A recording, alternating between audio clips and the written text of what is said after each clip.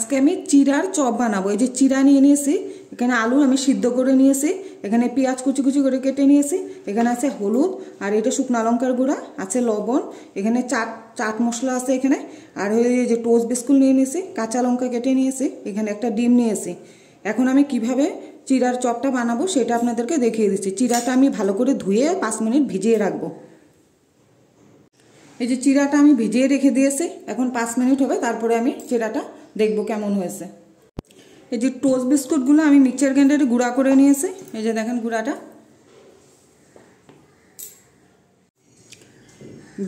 চিড়াটা আমি ভিজিয়ে রাখার পরে এরকম হয়েছে, নরম হয়ে গিয়েছে। এখন আমি এটার মধ্যে দিয়ে দিব আলু, সিদ্ধ করা আলু দিয়ে দিচ্ছি। এই যে দিয়ে দিচ্ছি পেঁয়াজ কুচি, দিয়ে দিবি লঙ্কা কুচি, আর এখানে চাট মশলাটা দিয়ে দিচ্ছি, দিয়ে দিচ্ছি লঙ্কার গুঁড়া, দিয়ে দেবো একটু হলুদ, আর লবণ দিয়ে দেবো স্বাদ রকম। এখন এটা আমি ভালো করে মেখে নেব। আমি এটার মধ্যে কিন্তু জল দিব না।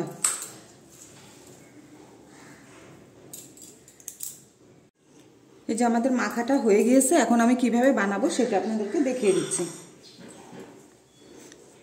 শেপটা আপনারা যে যেমন ধরনের ভালোবাসেন সেইভাবেই শেপটা দিতে পারবেন।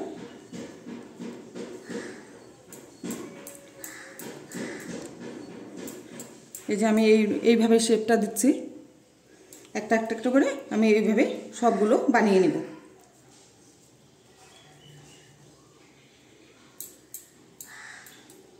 যে আমি এখন এই প্লেটটার মধ্যে ডিমটা ফাটিয়ে নিব।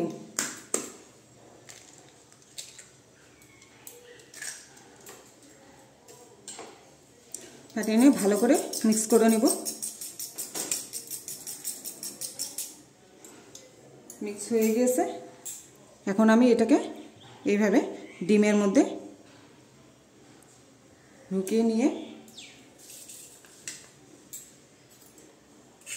এই যে এইভাবে মেখে নেব।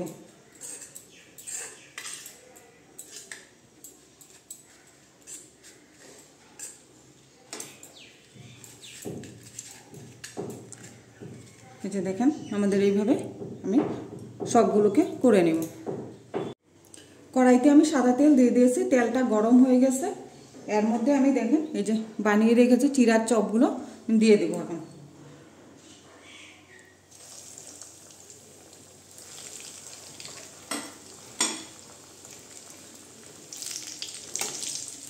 চিড়ার চপের রেসিপিটা যদি ভালো লাগে আপনাদের, তাহলে আপনারা লাইক করবেন, শেয়ার করবেন, সাবস্ক্রাইব করবেন। এই যে দেখেন কি সুন্দর ভাজা হচ্ছে। আমি একটু স্টিমটা কমিয়ে দিব, কমিয়ে করব যাতে ভিতরেও হয়ে যায়।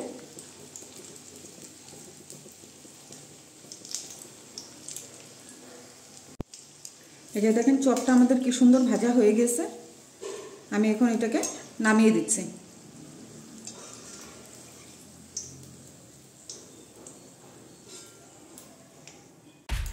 আপনারা এই চপগুলো সস দিয়েও খেতে পারবেন।